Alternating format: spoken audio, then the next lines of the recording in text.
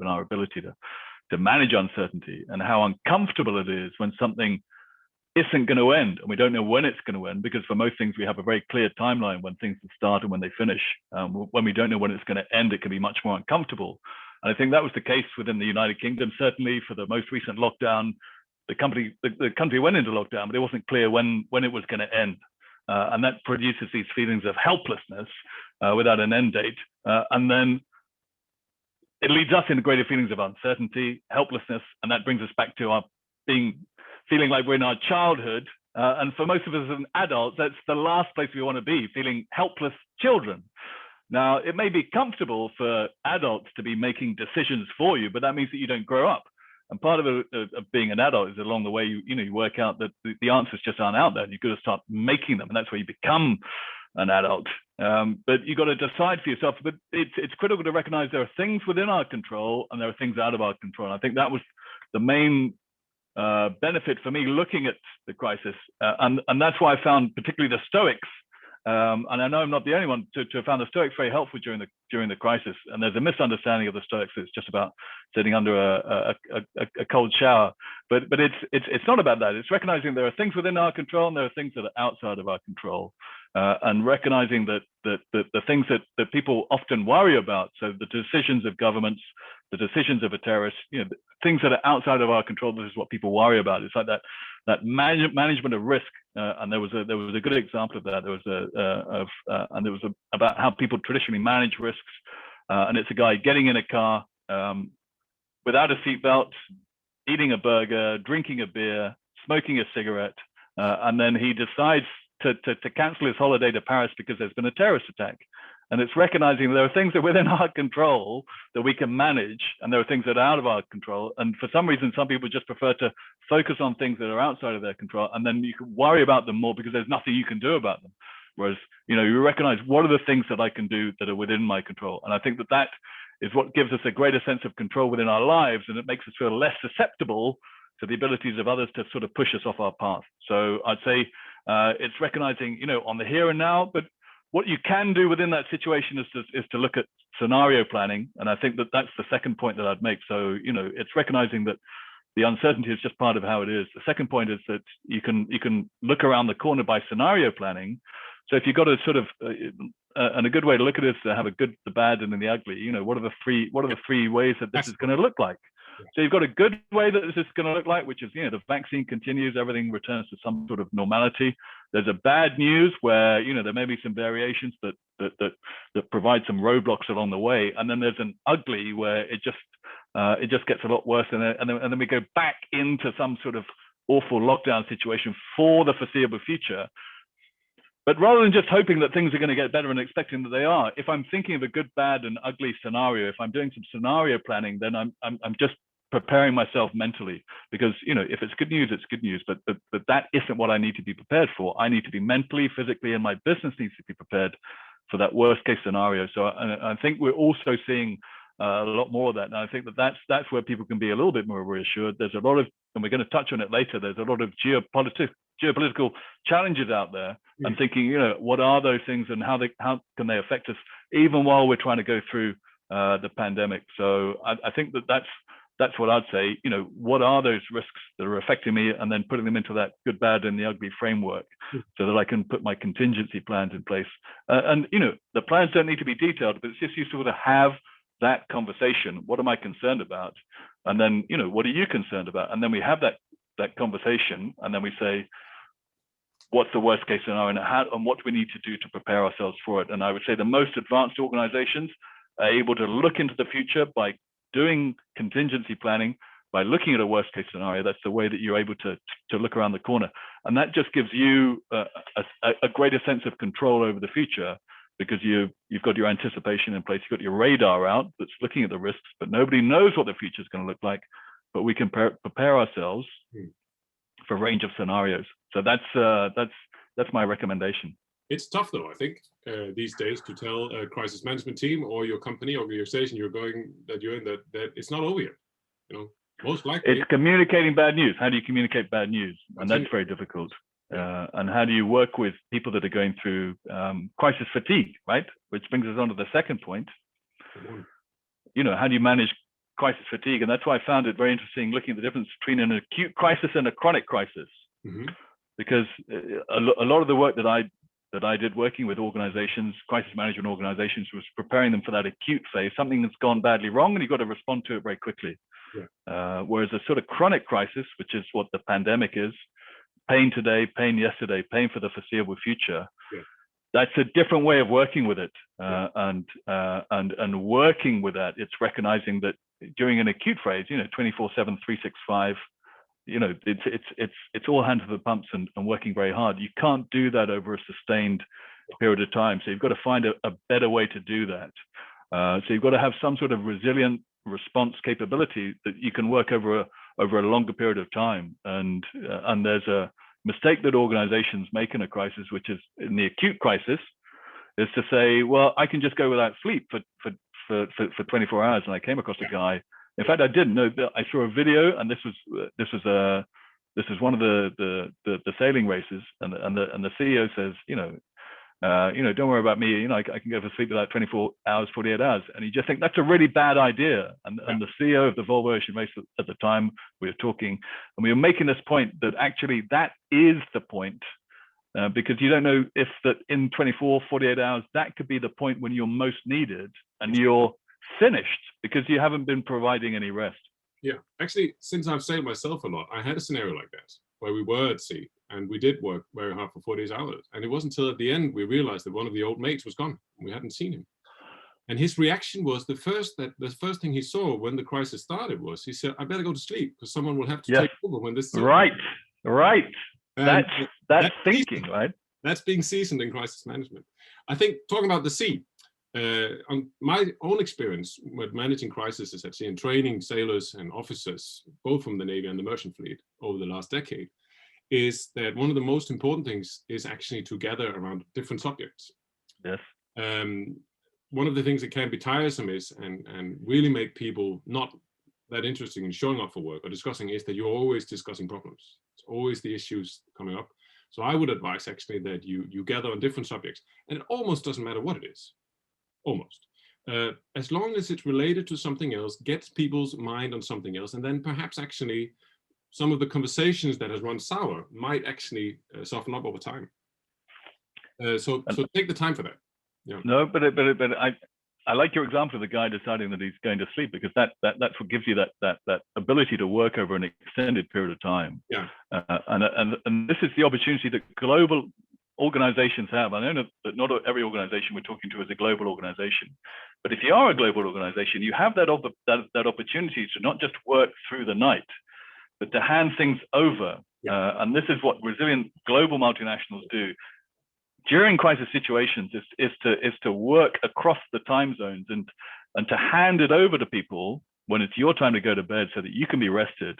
Mm-hmm. And you can hand it over to someone, in the Americas, just follow the sun. Yeah. So that you can, and if you've established that working pattern, then you're going to be able to put it to work during a crisis situation as well. And that's what I like to see, which is that people, have put that mechanism in place, and there's a trust that exists, because it's so easy now to talk to people in globally, yeah, at a moment's notice, and to establish that relationship, as opposed to feeling as though you've got to fix all of your problems within your own timescale and then go to sleep when you can and then go without sleep. It's not the right thing to do. There's a better way to do it. There's a more resilient way to do it, and that's one of the ways to do it. Yeah, and actually that brings me into the next subject, which is what will be the deeper impact, because one of the deeper impacts that we've actually seen on this is that white collar jobs, not people who are white, but people who work in offices.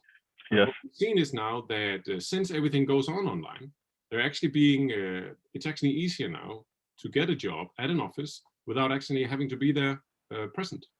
So I think we'll see now that offices will not be moved out, but instead jobs will continue to exist at the office where they are, but people from all over the world will sign up. In shipping, we saw the same movement happening 20 years ago on board vessels. And I think that we'll see it now as well on offices in Europe. I think we could see, it's not certain, but we could see that there will be jobs now in India where people work night shifts, but they're actually working together with their colleagues every day in Europe.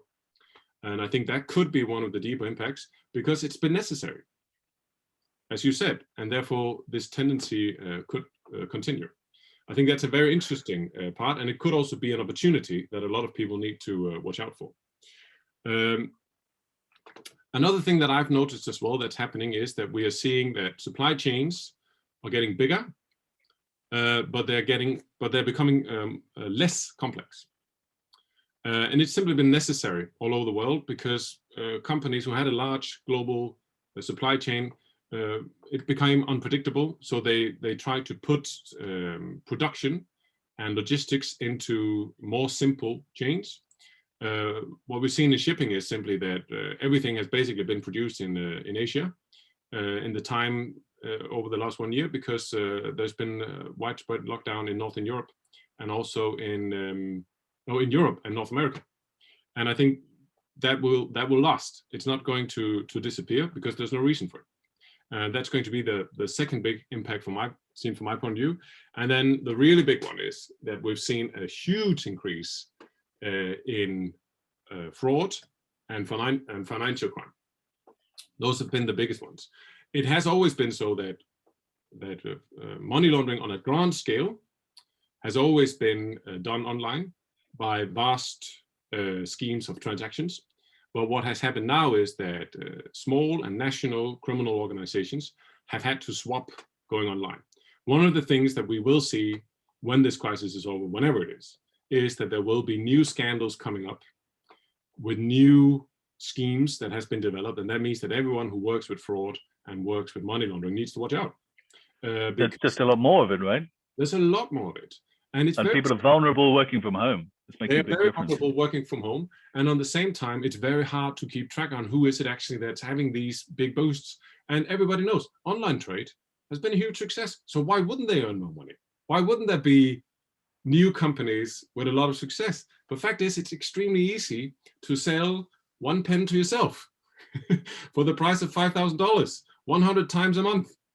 And that's what we've seen, and that's what we'll see continue. And the same applies, unfortunately, with fraud as well. That nobody meets, so anyone is easy to cheat. You had something on cybersecurity on that as well, I remember. Isn't that correct? Well, I mean, the reason why people are investing in cybersecurity when we look at the traditional approach to risk management, looking at sort of worst case scenarios, looking at high impact, low probability events. That's mostly what we train people for: high impact, low probability events. Yeah.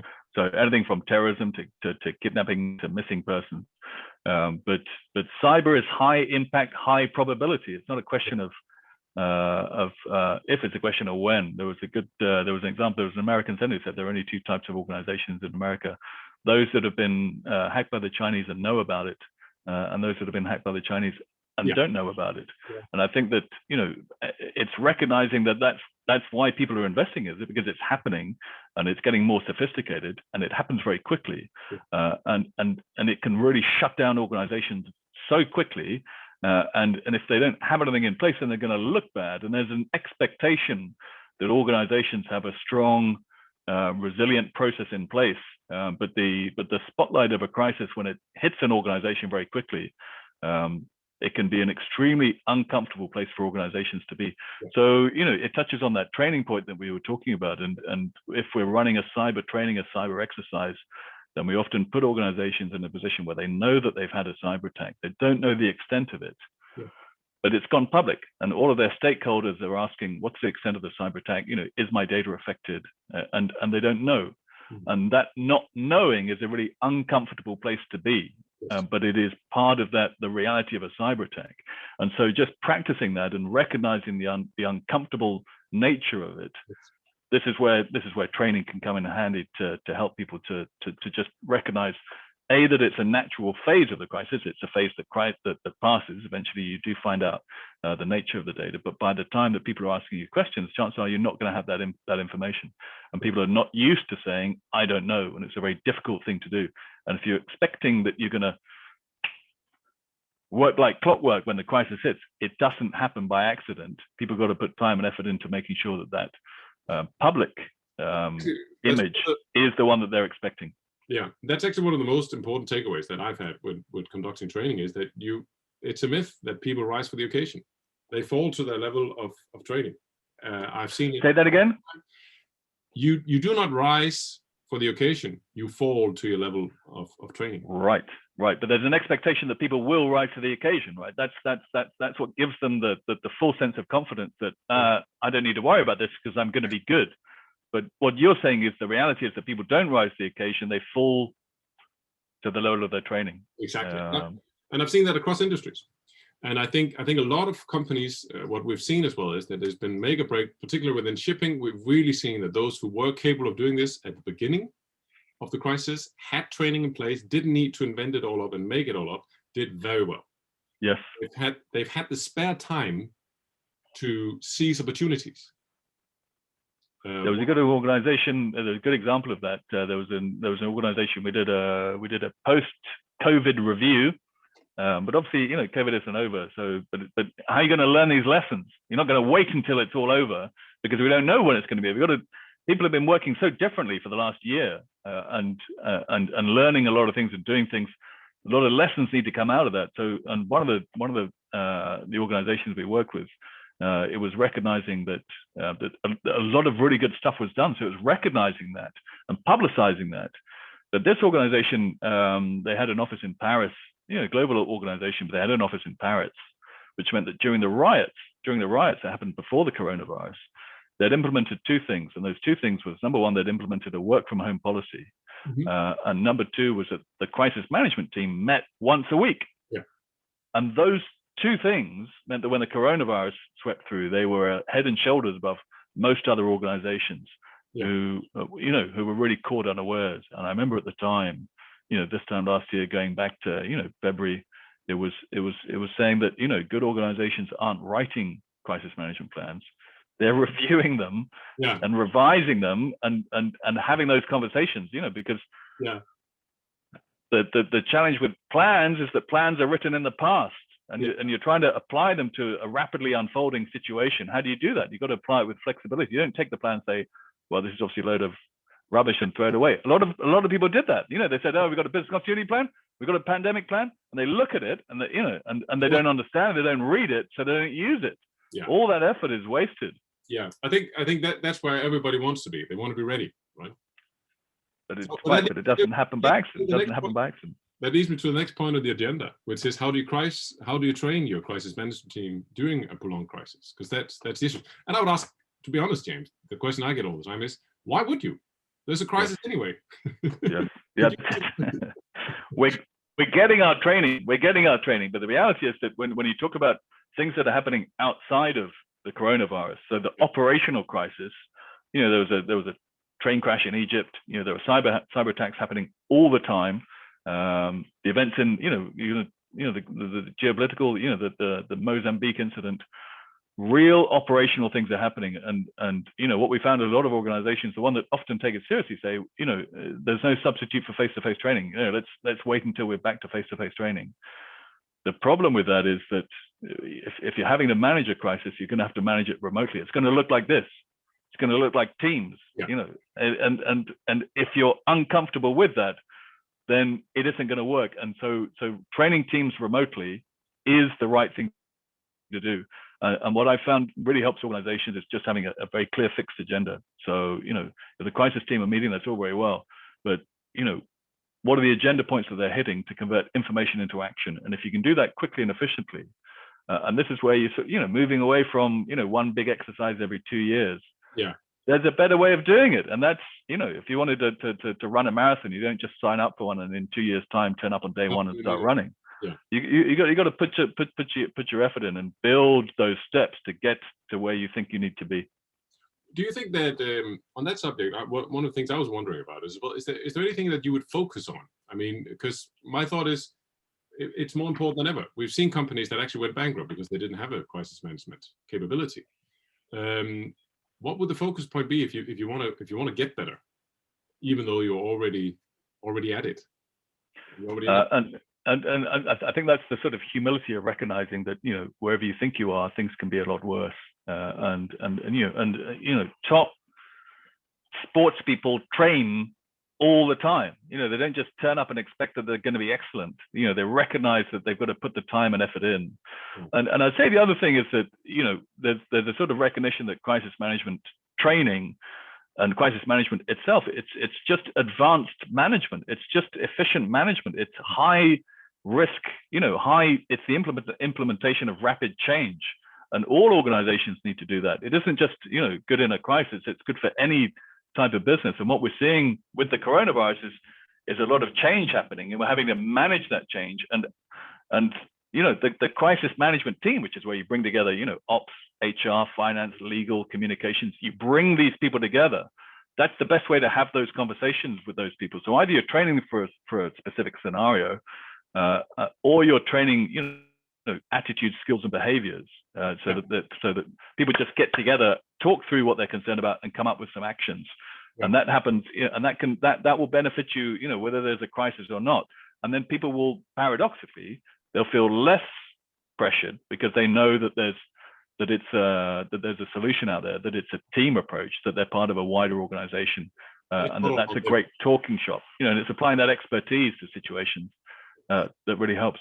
So I think we only have 5 minutes left, but shall we run quickly through the 3 cases that we talked about? That I think we should open ourselves up for a few questions. Yes. Yeah, let's do that. Yeah, so I'd like to start with Suez Canal, which I put up on the agenda. Yes. As I think everybody, unless you lived in the Barrel for the last month, noticed that there was a very large ship called Ever Given, which grounded in the Suez Canal. If you haven't seen a triple E class container vessel, I can tell you that it's 400 meters long and 16 storages high. They are true giants. The takeaways from that, as a shipping man, that I take from that is that what we saw was that ships today are so large that they will, when they ground, they will cause a huge impact globally. But what we also found out was that the ownership structures that are very important today in shipping are very complicated. And I think it's a good point to make there, that there were 2 different owners of Ever Given. There was a shipping company which operated it. Then there was a crew from different nationalities as well. There was the Suez Canal Authority itself. Then there was Switzer assisting. And I think that puts above on 6 stakeholders. And nobody knew there was going to be that many. I think that's a very important takeaway today, not just for shipping, but that you won't know actually who's going to be your stakeholders. So be open to that. And I think a lot of people experienced that over the last 1.5 years. Well, that was the big takeaway. I don't want to teach them and tell them what they should have done better, but I think there are some things that we can learn from. The first thing that I noticed was we still don't know who the captain is. We don't know who was actually on board. Nobody has been blamed. I thought that was very professional. Must have been quite some work to keep that a secret, because it makes no sense to bring them in, and you need to give them peace. The other thing that I thought was, where I thought they could have done better, is there was a huge amount of attention on Evergreen, which was managing the crisis. And actually there must have been some very heroic stories as well. We saw that Switzer showed up to help out. We saw that there was a lot of people who worked very hard, and we never heard what they did. And the story still hasn't come out. And that's the point. When you are in a crisis, bring out the heroes, right? Everybody knows about the plane crash on Hudson Bay. And we know about it because we know the pilot, he saved everybody.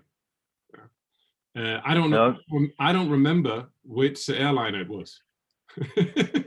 So no, it's good news. If there's good news to tell, you got to tell it. But there's an expectation that things are going to go badly wrong. Yeah. So James has 2 points as well. If there's anyone online now who would like to ask a question, please just type it in as a message, and I'll pick it up when James has gone through his 2 cases. Thank you, James. Go on, please. No, I was just going to say, I know that it's 9:29 now, so it looks like we're going to have to wrap it up. But no, thank you very much, everybody, for joining. Jens and I are continuing this. If anyone's interested in understanding at a deeper level how to manage a permanent crisis, then we're putting together a workshop which will take us through that and enable us to sort of practice the critical activities, the knowledge, the skills, and behaviors that are going to help your organizations be more resilient in managing crisis fatigue, working through worst case scenario planning, and just being more confident in your ability to manage a crisis during a crisis, and how to communicate bad news. Anything else you want to say on that, Jens? No, only that it's an open workshop. We'll bring in the methods, but if you have anything that is specific for your organization that you noticed will be a challenge or is a challenge at the moment, then we'll of course bring that in as well. So check out the homepage. It will become online later today. If you want to share this webinar, we'll put that online as well, and it will be also readily available on our homepage. Have a nice day. Thank you. Thank you. Bye-bye.